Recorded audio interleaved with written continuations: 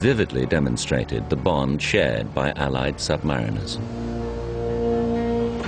At that time, the USS COD was on patrol off the coast of Southeast Asia. She was ordered to assist a Dutch submarine stranded in the South China Sea.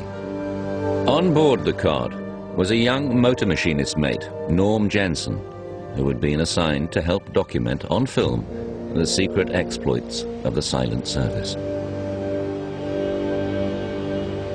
I went to the captain and says, "Captain, what's he doing? Is he making any signal signs?" He says, "Yes, he is." I said, "I'd like to get some shots of it." He says, "Get your hindquarters up above there and do it."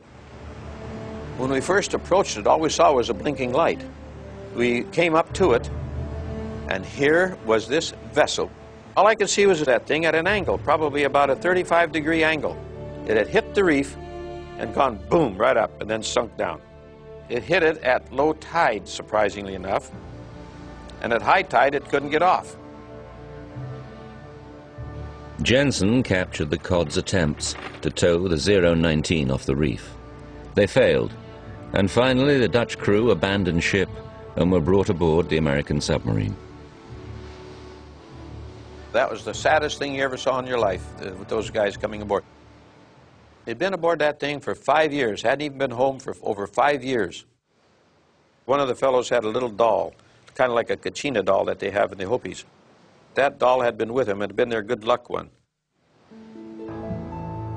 To keep the Dutch boat out of enemy hands, it had to be scuttled. Demolition charges racked its frame. What had begun as a rescue mission took a surreal turn as the COD attacked the Dutch submarine with her deck cannon, and torpedoes finished her off.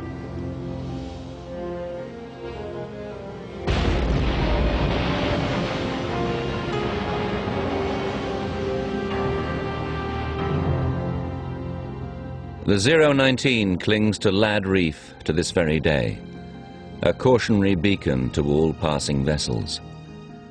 The USS COD survived the war and can be found in Cleveland, Ohio. On her bridge, there is a distinctive emblem, a remembrance of a celebration given in her honor by a very appreciative Dutch crew.